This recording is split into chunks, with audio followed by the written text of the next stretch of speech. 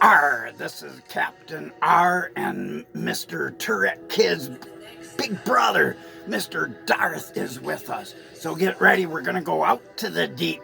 And it's time to realize if you guys won't listen to me and to this guy, I can let this guy loose on you. You won't like his business. It's stupidness. And one of those and one of these. And he might give you one of those fingers too. Like that. Don't do it. That's a good way to break your teeth or break your finger. But yeah, he's got the power jab. So get ready. Get set. Enigma time. An enigma is a puzzle solved, wrapping a puzzle inside an enigma. So it's time for Captn Arrr. Are you ready? Are you willing? Are you able to go out to the deep? The treasure of excellence is calling us.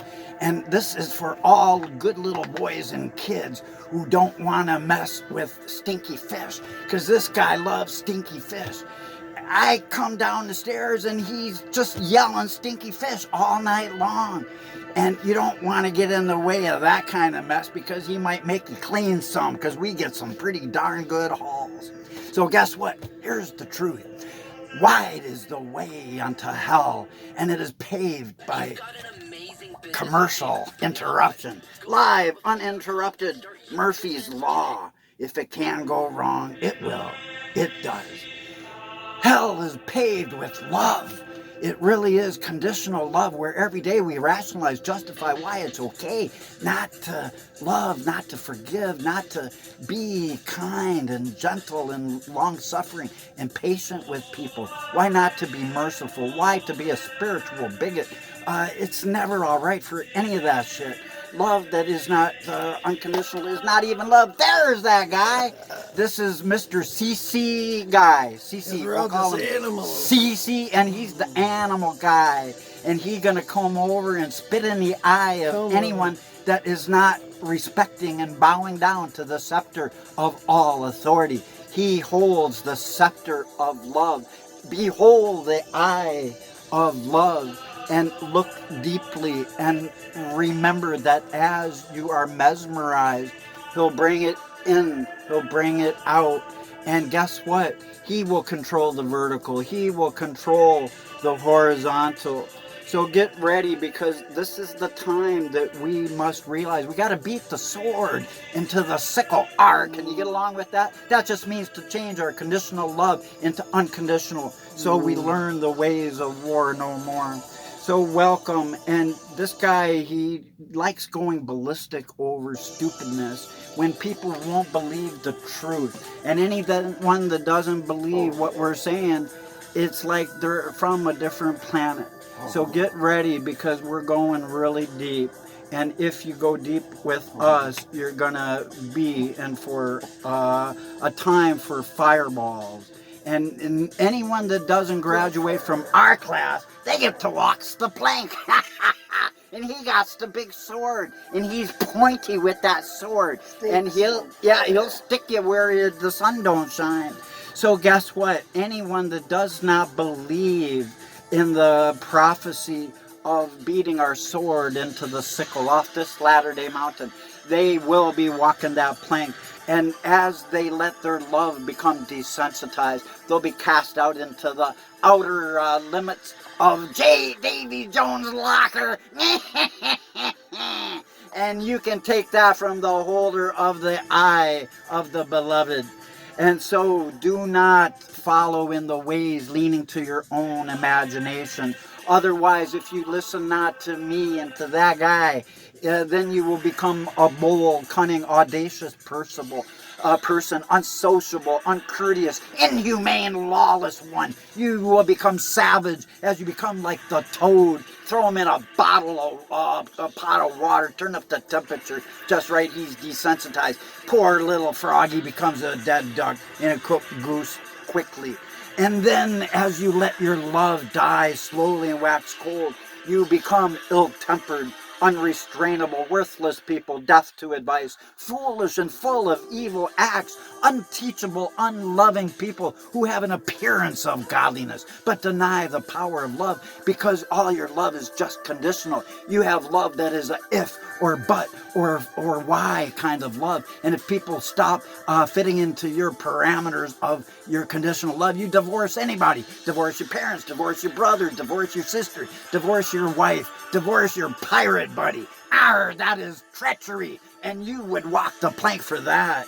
And so all such people are unjust, unfair, people that have little or no participation with others, people who can't be trusted in their agreements. This guy is becoming mesmerized, and rightly so, by the heart of love. And so in this time, it's time to quit being unfriendly, to be not to be faithless, disorderly, unholy, unsettled. Because if people will let their love slowly die, they become profane and polluted and toxic people. I tell you truly, this whole world is apostate, and it is ready for Morgue official. Mr. Death, ah ha ha, unto Mr. Morgue, ah ha ha, unto the lawless one, ah ha ha, unto he who would die by a sword in Revelation 13. For that guy, he is proving himself by being so chicken shit. Darth Vader can't even get that guy to walk in line because he is the lawless one. But he's going to end up being his father. And the father of lies won't be able to help him from that substitution. And so in this hour, you got to stop being indecent, destructive, murderous, because if people let their love die, they become irregular, disgraceful, shameful, and they start doing and suffering all infamy. They become colorless, immoderate, insolent, and vagabonds of the spirit. So it's time to realize that if we can go 2 steps forward, 1 step back, but one thing we cannot do, if we deny love who's living in us, we are committing blasphemy of the Holy Spirit, kicking God right out of our hearts. So in order to beat the sword into the sickle, to learn the ways of war no more, we must change our conditional love into unconditional, for that is the only divine kind of love. So stop being a person, a loveless, who is always erring, always stumbling, ill-managed, ill-governed, gluttons for punishment, captives of your own fears, because then you become spendthrifts, easily yielding to all temptation, and then you become most crafty and double-minded swabbies who wants to do better things than Swabadeck. They go down and they hide underneath the rowboats and they snort cocaine because they think that will help them escape. They cannot escape from that guy. They are... Don't swab the deck. They'll You'll make have him. He got to whip. bites. We should grab that. We should have grabbed. Oh, grab that chain. Show him that chain right there. It's right there on the shelf. Show him the chain that we hit him with. It's right there. Yeah, he got this thick chain, and he gonna beat everybody silly with it if you don't smarten up. So we got to be, see this thing here. He's like that with people. And he just wants to bonk him on the bunker, and he bops him on the beeper too. He's not playing around. I'm not either, because we are pissed off at people being so stupid. They end up being full of tears, evil, frantic, besides themselves, because they let their love die, and they become people with no character or very little, contriving evil, eager for disgraceful gain, because they become selfish and willing slaves, eager enemies, demagogues. Do they become ready to walk the plank? And as they do, they will be outed, not as gay, but as very unhappy people who are bad stewards, stiff necks, and they're walking dildos with ears, most of them, and they're all pointing to other people, saying, oh, we condemn you for your sin. We got a different sin.